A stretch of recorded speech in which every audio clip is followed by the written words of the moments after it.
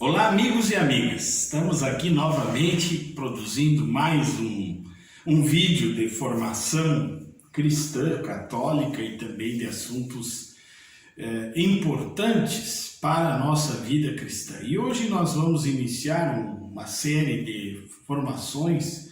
O nosso querido professor Vinícius da Rosa é um amigo já de longa data, já temos um trabalho que foi feito anteriormente com ele. E hoje vamos falar sobre um aspecto muito interessante, Vinícius, não é isso? Isso aí, padre. Agradeço o convite. Sim. Mais uma vez, poder contribuir com o pessoal que acompanha, né? Isso, são várias pessoas, né, que estão aí junto com a gente.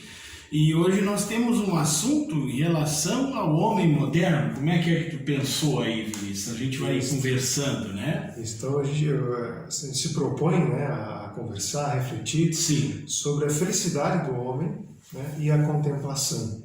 Né? Esse termo que talvez muitos já ouviram falar, mas não sabem bem o que é. Outros nem escutaram, né? Nunca ouviram sobre contemplação.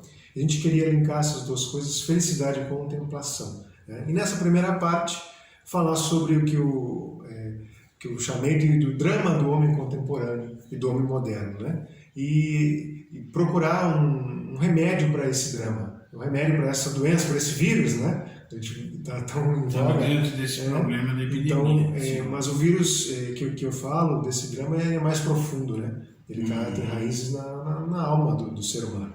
Né? Então, essa primeira parte é para isso, né? Para a gente tratar sobre esse problema. E qual seria a questão mais séria hoje do ser humano, Vinícius? O que acontece, padre? Se a gente olhar na história, na literatura, na Sagrada Escritura, né? Na Grécia Antiga, em Roma, em toda a história, sempre o homem buscou a felicidade. Isso é algo que é presente em toda a história humana. Né? O homem ele quer ser feliz, ele quer buscar a sua realização. Né? E a gente vê na Sagrada Escritura, né? Por exemplo, quando o jovem rico chega e se ajoelha, né, diante de Jesus, o que eu faço para ganhar a vida eterna? Mas ele está pedindo, o que eu faço para ser feliz? Né? E o próprio filho pródigo também, né? De uma forma diferente, mas quando ele diz para o pai dele que o pai dele está morto porque ele pediu a herança, né? Ele parte e tenta encontrar a satisfação, a realização nas coisas, no prazer, na comida, etc. Né? Ele faz todo esse trabalho, essa entrega que ele tem, no fundo é uma busca pela felicidade e pela realização. Né? E então essa busca ela está presente na história humana e ela está presente também, se manifesta nos nossos tempos. Eu queria usar um exemplo, assim, acho que mais atual possível, né? E comparar duas situações que a gente tem vivido. Primeiro, a questão do coronavírus, né? Dessa doença, e que boa parte de nós, né, que estamos aqui no Brasil, na Europa já está um pouco mais liberado, mas nós praticamente estamos em casa. Inclusive estamos com sacramentos limitados. Totalmente, né? limitados. Assim, com muitas pessoas sem acesso, né, ainda. Sem acesso. Eu vi um vídeo, inclusive esses dias, uma senhora já fazia quase 5 meses que não recebia a comunhão. Que coisa, e não pôde ir à igreja, mas um ministro foi levar a comunhão a ela. Ela chorava, ela estava em prantos. De tanta alegria de ter recebido novamente Jesus. Fez a adoração dela ali naquele momento, disse: eu não aguentava mais. Né? Então, nós estamos nessa situação. Mas o que eu quero salientar nisso tudo é que nós estamos em casa preocupados com a nossa vida. Né? As pessoas estão em casa porque elas têm medo de que pegue essa doença, né? e percam a vida. É algo normal, né? O ser humano tem a defesa da própria vida faz parte, né? Talvez alguns estejam exagerando um pouco, talvez, né? Mas o fato é que existe isso. Né? As pessoas estão em casa para defender a sua própria vida, para não perdê-la, porque né, tem um vírus aí mais letal, talvez um pouco aumentado, né, pela mídia, pela indústria farmacêutica, etc. Mas o fato é que ele leva a óbito também. Né? Sim. E as pessoas, assim, a gente fica com medo e tenta se proteger da sua própria vida. Só que o que é curioso é que, às vezes, essas mesmas pessoas que estão em casa, que estão cuidando, que usam álcool gel, que usam máscara, etc., não saem, são aquelas que, na semana passada, né, defenderam e comemoraram justamente o contrário do que elas estão fazendo, quer dizer, a morte de um bebê indefeso, de 6 meses já, né, no ventre de uma outra criança que tinha sido cruelmente, né, estuprada por um criminoso, né, que deve cumprir a pena, né, que deve ser penalizado por isso, né, e isso é extremamente lamentável, é horrendo, um crime, né? Sim. Mas a gente percebe essa certa esquizofrenia, né, que existe. Ao mesmo tempo que eu quero defender a minha vida, no outro dia eu estou comemorando a morte de um inocente, né, que não cometeu crime nenhum e que não foi julgado e que deram para ele uma sentença de morte, né? Eu entendo isso como um pouco da fotografia, sabe, da perda de sentido, da perda dessa busca de felicidade, mas que não tem um caminho. Uma busca, né, de felicidade superficial. Né? E assim que é confusa, ou que é difusa, né? Vai para um lado, vai para o outro, é uma esquizofrenia, é algo que, de fato, de alguma forma é uma foto, né, do homem contemporâneo, né, que tem um sinal, tem outro sinal também, que é um sinal profundo de egoísmo, né, que é também uma realidade própria da nossa sociedade, do tempo que nós vivemos. O homem está no centro, não temos mais Deus em muitos corações, infelizmente, né? Não temos mais Deus na sociedade, né? Nos estados, os governos. Tirando as cruzes. Exatamente, né? Os símbolos religiosos tão importantes, tão caros a nós, né? Porque nós não somos anjos, né? Quer dizer, nós precisamos ver, os sentidos eles são necessários para nós, né? Então o homem está no centro, e vejo, tanto quando uma abortista diz meu corpo, minhas regras, né? Quanto as pessoas que fazem até perseguem outros, ou por causa do coronavírus, porque você, né, você tem que se cuidar, etc. Isso tudo é pensando em si mesmo, né? Pensando no seu próprio ego, né? Só no seu bem-estar, só na sua própria vida e nada mais. Então parece que não existe nada além de si mesmo e nada além de conseguir, né, prazeres, de conseguir bens, né, de conseguir hoje, né, tecnologias, né? Então você tem uma tela, você tem outra, né, e isso é tão rápido, tão acelerado, né, e que o homem, a gente cada vez se afasta daquilo que nós nos propomos a falar, que é a contemplação. Então, estou tentando traçar aqui um pouco, né, a dispersão do homem moderno, que ele não entra dentro de si mesmo, ele vive longe de si mesmo. Esse é o grande problema. Então, é claro que nós vamos depois analisar as raízes disso tudo, né? Como é que isso começou? Se a gente for olhar, isso é muito comum aquilo que é o protestantismo. O luteranismo nasceu, né, porque o Lutero queria resolver um problema que ele tinha, um problema moral sério que ele não conseguia. E aí ele criou tudo e perverteu o evangelho para poder fazer aquilo que ele gostaria. Tanto é que ele diz, peca fortemente, mas crê mais fortemente ainda. Que pecado. Então, e aí não tem problema, certo? Porque, se a gente vai olhar, isso é uma foto da própria vida dele.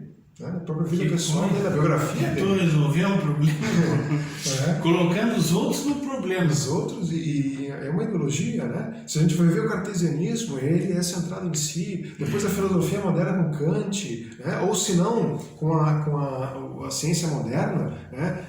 A despeito daquilo tudo que ela também nos concede, né, e outro tipo de conhecimento, mas ela também é contrária à contemplação, é contrária à sabedoria, porque ela se fixa nas coisas, né? Ela não vai além das coisas das aparências, ela não vai naquilo que nós chamamos do ser das coisas, na essência, né? Então isso tudo vai formando aquilo que nós hoje vemos, né? Falta de rumo, né? E de sentido e de finalidade, né? Muito porque abandonamos as raízes. A sociedade hoje que a gente vive, o Chesterton dizia, né, a gente ainda tem um pouco do vislumbre da cristandade, Aquilo que foi a Idade Média, principalmente ali o século IX, né, até principalmente o século XII, né, que foi o esplendor mesmo da cristandade. Só que, e o Chesterton dizia, nós temos hoje ainda as virtudes cristãs enlouquecidas. Né? Estão dentro de nós. Exato, porque quando a gente fala de direitos humanos, por exemplo, né, que hoje estão deturpados e qualquer coisa entra aí, né, e algumas coisas são tiradas, que são importantes, isso tudo não seria possível se não tivesse existido a igreja, né, a evangelização dos povos e a cristandade. Então, só que da forma que nós hoje defendemos os direitos humanos, ela se torna uma virtude cristã enlouquecida. São valores deturpados, né, Vinícius? Pegam coisas que são boas, mas eles deturpam aquilo que a gente dizia. Pegam a verdade e transformam numa falsidade que tem uma aparência de verdadeira. Sim, com certeza. Isso, na verdade, o próprio demônio fez. Né? Exato. É Gênesis, ele que é a cabeça disso. Então, essa é a própria estratégia dele, né? Então, o eufemismo, né? Não é tão ruim, não é por aí, né? Então, isso faz parte da história e vejam como a própria revelação fala, né? Não é o pecado original, a revelação. E também essa questão da ansiedade, né, Vinícius? Que hoje a gente vê assim, até estavam comentando, o pessoal da Polícia Rodoviária Federal estava assistindo hoje, pessoas que se atiram na frente dos carros. Não é acidente, é suicídio que está acontecendo muito dentro das rodovias. Né? Quer dizer, a ansiedade unida a todo esse problema que você colocou, a pessoa não vê uma alternativa, e a alternativa é a fé mesmo, né? Claro, sem dúvida. Sem fé a pessoa não é nada, e aí ela acaba se perdendo. Né? Sim, porque você não tem uma origem, você não, né? Então, no fundo é porque as pessoas acabam não se perguntando por que estão nesse mundo, né? E passam a vida ali, né, absorvidos pelas preocupações, né, para poder trabalhar, para poder ter uma coisa, para fazer coisas, fazer, né, e entram nessa lógica do mercado, né, entram nessa lógica da economia também, tudo é explicado pela economia, o marxismo também, ele é profundamente econômico, né, o Capital é um livro de economia. Exato. Então, essas ideologias e tudo mais, eles acabam impedindo, às vezes, né, o ser humano de se perguntar por que ele está nesse mundo, por que ele está nessa terra, por que ele veio. E aí ele poderia descobrir que, de fato, foi criado por Deus, né, por amor, e é tratado por Deus como filho, né, através de Jesus. Né? E dentro disso a gente vê, e até assim, muito real, muito verdadeiro. Hoje é o dia 28 de agosto, né? E é a memória de Santo Agostinho de Hipona, grande doutor da igreja, né? O senhor conhece bem, né, Santo Agostinho, a obra dele, e a gente pode dizer assim que Santo Agostinho é o padre da igreja mais importante do Ocidente. É interessante, padre, que algumas pessoas dizem que, de alguma forma, somos todos devedores de Santo Agostinho no Ocidente. Né? E, de alguma forma, entre aspas, somos todos um pouco agostinianos. O próprio Santo Tomás era profundamente agostiniano. Né? Santa Teresa, os vitorinos que nós tivemos na escola de São Vítor, Hugo de São Vítor, Ricardo de São Vítor, eram agostinianos. Né? Então, ele é extremamente importante. E Santo Agostinho foi um homem, se a gente lê as confissões, Santo Agostinho foi um homem que buscou a felicidade, buscou a verdade. A verdade. E ele se entregava mesmo. Né? O que ele buscava, ele fazia, tentava fazer o melhor e tentava buscar aquilo a sua satisfação. Então ele foi reitor e professor no melhor lugar que tinha, que era Milão. Né? Foi lá depois que ele conheceu Santo Ambrósio também. Né? Ele depois foi estudar filosofia, viu que a retórica não ia. Ele leu Cícero, leu uma passagem de Cícero, né, que dizia que os retores não buscam a verdade, mas os filósofos buscam. Então ele se dedicou à filosofia. E aí foi, e tem, né, nas confissões também conta, ele ficava dias discutindo com os colegas, com os amigos, qual era a essência das coisas, qual era a verdade das coisas e tudo mais. Ele conheceu os neoplatônicos, né, conheceu alguns outros estudantes, e que não acreditavam na verdade, ele tentou convencer eles que existia uma verdade e tudo mais. Então, quer dizer, ele tinha isso, uma força, né, um ímpeto que ele buscava. Claro, ao lado disso tinha uma vida de prazeres, né, uma vida desregrada também, né, mas que também né, fazia parte disso. Então e como ele mesmo disse, ele buscou nas criaturas, ele buscou fora, buscou a felicidade, né, na honra, porque ele queria ser reconhecido como tal, né, queria ter fama, queria ser o melhor e tudo mais, né, e afinal encontrou o Cristo, né, e afinal, como ele diz, o Verbo, né, como diz São João, o Verbo Jesus encontrou ele. Ele ouviu a voz do Verbo, que de fato falava com ele, né? E ouviu a voz externa, na Sagrada Escritura, e ali aconteceu esse encontro. E no início das Confissões, né, no primeiro capítulo, no primeiro passagem das Confissões, ele diz: fizesse-nos para ti. E olha só, inquieto, esse homem inquieto, como ele foi inquieto enquanto encontrou, como nós, né, hoje em dia, como os nossos contemporâneos inquietos, né, têm o seu coração enquanto não repousa em vós, enquanto não repousa em Deus, né? E vejam, aqui tem aquilo que nós estávamos procurando. Por que nós estamos no mundo, Santo Agostinho? Acontece isso. Fizéssemos para ti. Para ti. Mas eu queria ressaltar nessa passagem, até inclusive as Confissões é um livro belíssimo, né? A gente pode dar uma sugestão de leitura, né? E então eu queria ressaltar essa palavra repouso em Deus. Né? Isso não é exatamente a palavra, mas tem muito a ver com contemplação, com contemplar. Repousar é contemplar é repousar, né? Porque o repouso é descanso, né? E quando vamos imaginar, contemplação não se resume a isso, mas é um bom exemplo. Quando a gente vê contempla uma obra de arte, ou melhor ainda, uma obra de arte da criação, uma obra de arte da natureza, né? Eu me lembro que quando eu fui na primeira vez no Rio de Janeiro, e vi a Lagoa Rodrigo de Freitas, eu fiquei impactado com aquilo, fiquei em silêncio por alguns segundos, porque é belíssimo, é bonito. Então, e o silêncio é o repouso, né? É uma espécie de contemplação, uma espécie de admiração muito forte. O pai que vê a criança pela primeira vez, um casal, não é, que se ama, faltam as palavras, né? Então isso e na oração também Jesus nos chama a isso. Então tudo vai, obviamente que pela graça, a contemplação da graça, né, com Cristo na oração é muito mais elevada do que a contemplação natural, embora não esteja em contradição, né? Então não sejam coisas contrárias, certo? E pegando essa fala de Santo Agostinho, né, tudo aquilo que nós iniciamos, a gente pode dizer assim que a contemplação é como descanso, como repouso, ela é um antídoto para esses problemas modernos, né? Ela pode ser um antídoto para esses problemas modernos, e é por isso que a gente está se propondo, né, a tratar nessas palestras, nesses vídeos, sobre esse tema.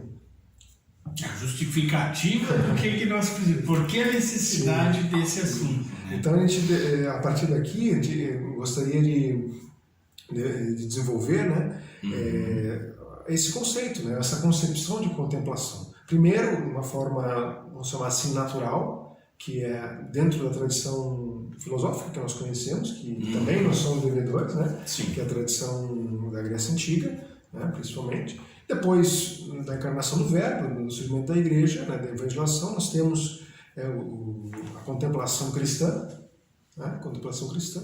E vamos falar como que aconteceu esse afastamento, por que nós chegamos aqui, como pessoas que, como a cultura, melhor dizendo, né, que rejeita a contemplação, né, em maior ou menor grau, mas é isso que acontece, deliberadamente mesmo, né? E depois vamos tentar aí dar uns conselhos, né, de como que a gente pode cultivar a vida. Eu acho muito importante esse assunto, porque agora quando o Vinícius estava fazendo a argumentação, né, eu estava me lembrando dos carmelitas franceses na cidade do sul da França, em Bordeaux, lá tem um mosteiro onde eles vivem a vida contemplativa, mas eles dão oportunidade para leigos participarem, inclusive da liturgia, das horas, das santas missas, e tem um dos frades que orienta essas pessoas. Então, a busca deles lá, a agenda deles é impressionante, porque a gente vê que, como tu falou, o homem busca a perfeição, nós buscamos a perfeição, né? Às vezes até uma pessoa que está na dependência química está tão entristecido, tão, vamos dizer, empedernido por aquela situação, que ele não consegue encontrar o sentido da vida. Aí ele vai, por exemplo, para uma fazenda, onde existe a disciplina, a oração, o estudo, o trabalho determinado, então ele redescobre aquilo que ele havia perdido. Sim. O elo perdido, né? O elo perdido. Que hoje, realmente, a maioria das pessoas estão, assim, tomando ansiolíticos, remédio, medicação, que a gente não condena também, porque chega num momento extremo, né, que a gente não vai ter que apelar realmente para esse lado aí. Eu também, só falando assim sobre a Idade Média, eu estava assistindo um vídeo dizendo da organização da sociedade medieval, em que havia tempo para tudo, mas especialmente para a oração. Para Deus. E a carga horária de trabalho era menor, porque eles se dedicavam à família e à oração. Com certeza. E hoje, infelizmente, a gente tem, claro, alguns trabalhos são necessários que se façam no domingo, né? Sim. Mas hoje nós temos já um abuso, né? E do domingo, né, como o dia do Senhor, né? E violação mesmo dessa lei natural, né? Que foi feita pelo próprio Deus, estabelecida por Deus, né? Então, isso realmente algo que foi um rompimento, né? Mas que bom que o senhor falou sobre isso, porque quando a gente fala sobre a questão da contemplação, da vida contemplativa, quem é católico, né, e tem um pouco mais de vivência, já logo vai lembrar dos carmelitas, né, vai lembrar das irmãs, das monjas, né, ou mesmo dos cartuchos, beneditinos, ou as suas irmãs clarissas, né? E isso também, esse é um ponto importante. E aí parece que a vida contemplativa, ela é restrita a essas pessoas, né? É restrita aos mosteiros, é restrita a alguém que se retirou, como Santo Agostinho, né? Que era praticamente um monge, né? Que depois bispo, claro, é um pouco diferente, mas inicialmente sim. Então nós podemos ter essa noção, essa concepção de que vida contemplativa é só para mosteiro. Isso também é próprio da vida moderna, essa própria da concepção moderna, né? Essa separação. Exato. Essa separação entre a vida que a gente chama ativa, né, e a vida contemplativa. Depois nós vamos ver, mas São Tomás é quem fecha essa questão. Ele fala muito claramente, né, como que se relacionam e como que deve ser, ele não usa essa expressão. Complemento, exato, o equilíbrio, né? A gente gosta muito dessa palavra, ele não usava, mas para a gente entender como que é o equilíbrio entre essas duas coisas, até porque no Evangelho está bem claro, Jesus no Evangelho não fala só para os monges, nem para os padres, nem para as monjas, né? Ele fala para todos, né? Para quem tem vocação que não fosse, né, fosse a vocação leiga. Né? Não, e aí você está abrindo uma questão que a gente tem comentado muito sobre a vida diocesana, do sacerdote diocesano, e o desgaste que o padre tem na sua atividade, né? No meu caso é diferente porque eu estou na obra missionária, mas eu acompanho, eu vejo o grande sacrifício que os sacerdotes têm para a agenda de reuniões, atividades e tal, e a parte contemplativa, que seria o alimento da obra, vamos dizer assim, né? Que às vezes existe a falta disso, né? Claro. Ontem mesmo eu estava vendo um vídeo e ele falava várias vezes sobre isso, do Henrique Soares. Ele falava, quando falava os padres, né? A gente pode até acompanhar nos vídeos no YouTube, ele sempre falava isso, né? O padre nasceu para rezar a missa, né, para confessar, e ontem eu vi esse vídeo, ele falando, né, da centralidade que o altar, né, deve ter na vida do sacerdote. Né? E que essas coisas, essa vida maluca, corrida, né, e ela pode atrapalhar. Administração, contabilidade, tudo mais, né? Então, mas não foi assim que Nosso Senhor estabeleceu, né? E Ele nos chamou todos à vida contemplativa e também estabeleceu que os apóstolos deveriam sair pelo mundo e evangelizar. Porque Jesus viveu as duas realidades, ele passava a noite em oração, às vezes antes de uma decisão, e os 40 dias no deserto também, né? Já é uma prova de que a vida contemplativa ela é essencial para a vida ativa e vice-versa. A importância dos retiros espirituais, mas também não se resume a vida, né, de retiro espiritual em retiro espiritual, tem o entre-meio, né, entre eles, que é... Santo Inácio, né, que ele, quando começou a se converter, ele vai lá para Manresa, né, e fica lá 30 dias ou mais, né, em contemplação, para ele poder depois fazer a obra dele, uma obra magnífica, né? Sim. Sem dúvida alguma. Então, podemos começar a falar sobre... Nós temos uns mais ou menos uns 10 minutos ainda para nós encerrar esse ponto aí. Então, acho que podemos iniciar. Em primeiro lugar, assim, nós não quero que... Deixamos um início, uma introdução. E também não vou esgotar o tema da contemplação. Isso, sim. Isso, em primeiro lugar, é um tema muito extenso. Nós estamos criando uma motivação para que o pessoal entenda a importância dela, né? Em segundo lugar, a contemplação precisa da vivência, né? Então, da experiência. E São Tomás também fala sobre isso, depois a gente vai tratar, né? Sobre ensino e contemplação, né? E ajuda a caridade com os outros, que é o ensino, né? Uma obra de caridade. Então, isso tudo, por causa dessas duas coisas, a gente não pode esgotar, né, aqui, mas vamos fazer o esforço né, para ser da melhor forma possível. Esse termo, eu não gostaria também de dar uma definição, né, matemática, etc. Sim, não, vamos tratando, vamos falando sobre aquilo que aconteceu, né, até para que a gente possa ir clareando as ideias, a nossa imaginação também. Então, na filosofia antiga, na Grécia antiga, né, surgiu um homem chamado Tales de Mileto. Tales de Mileto. Então, nós temos esse marco, digamos assim, da história da filosofia. E eu queria falar um pouco sobre o Tales, rapidamente, Sim. Um pouco sobre o Anaxágoras e um pouco sobre o Pitágoras, né? E como que eles faziam o seu estudo. Ele era essa busca era de contemplação da natureza.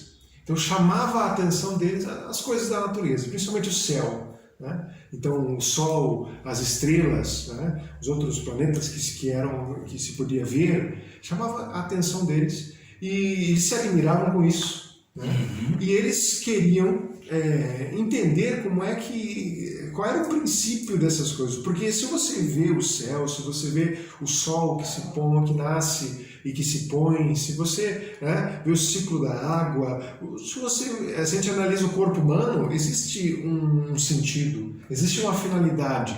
E se existe uma finalidade, deve haver um princípio, né? E isso era claro para os pré-socráticos, né? Aqueles pensadores que vieram antes de Sócrates. Isso era claro para eles. E eles buscavam um princípio. Inicialmente parecia um princípio material, por isso alguns são chamados de os físicos, né? Então era um princípio material. No caso do Tales era a água. Para o Tales o princípio de todas as coisas, a essência das coisas era a água. Todas as coisas eram formadas por água. Aí tinha aqueles que eram os atomistas, eram formados por átomos, né? E outros. Para o Tales, né, a partir da contemplação da natureza, do céu, né, ele dizia que o princípio era a água, né? Mas o que é importante é isso, é que a partir da contemplação ele percebia que existia alguma coisa que ordenava aquilo, né? Existia alguma coisa como que escondida ali, né? E é interessante para a gente contrapor essa vida que a gente estava falando aqui, ativa, mas não é uma vida ativa sadia, é uma vida ativa que está... Com limitações diversas. Então, para a gente contrapor com a contemplação, duas histórias do Tales. A primeira é que ele andava olhando para o céu, ele caminhava e olhava para o céu, né? E já desde aquele tempo, um dia ele estava andando, não viu, tropeçou, caiu dentro de um poço, um buraco, porque ele estava preocupado em contemplar o céu. Aquilo, de fato, era a vida dele, era aquilo. Né? E aí uma senhora viu e disse, né, comentando com a minha esposa, né, então ela diz assim, como a gente diria hoje aqui, mas olha aí, tio, não olha para o chão, né? Tô olhando para onde tu anda, olha para cima, não olha para onde tu anda, tá no mundo da lua, né? E foi isso, mais ou menos isso que a senhora disse. Então vejam que contemplar, né? E olha só, já naquele tempo, na Grécia Antiga, era visto como alguma coisa meio estranha. O mundo da lua, você vai ficar no mundo da lua contemplando? E as coisas do dia a dia, as preocupações, os problemas, práticas. Como é que nós vamos resolver essas coisas práticas? Né? Obviamente que um homem, né, ele não abdica 100% das coisas práticas. Isso, por exemplo, depois a gente vai ver em São Bento, isso é muito claro, né? Até porque estava em Roma, né? Mas depois, né, a gente vai ter tempo para comentar sobre isso. Mas, e o próprio Tales prova isso, porque tem outra história, essa história bem conhecida das azeitonas, né? Sim. Sim. Então, essa filosofia, essa contemplação que tu faz, isso não serve para nada, não tem utilidade nenhuma. Né? Ele disse, tudo bem, então tá. Ele conhecia muito a astronomia, né? E ele pôde prever, né, com a astronomia, uma safra, uma boa chuvas, né, no momento certo, etc., uma colheita de azeitonas. E ele comprou, no inverno, toda a indústria de prensas de azeitonas. A preço de banana, né? A preço de nada. E quando chegou a colheita, ele tinha todas as prensas.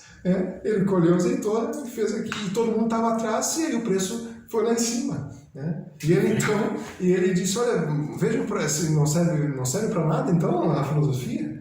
Né? É claro que ele provou na prática que fez uma diferença. Só que isso é extremamente interessante. Agora, o mais interessante é que depois ele não quis mais saber desse dinheiro. Não é para isso. Sim, ele queria mais para provar a verdade. Que aquilo era o verdadeiro que ele estava estudando e contemplando. Mas o estudo, vamos dizer, a vida humana não é. As coisas práticas fazem parte. Mas não fomos criados para fazer coisas. Não é a essência. Né? Não é a essência, não é a finalidade, não é o sentido. Né? E ele então depois largou tudo, vendeu tudo mais e foi seguir contemplando. Assim como o Anaxágoras, que foi, porque Mileto não era a capital.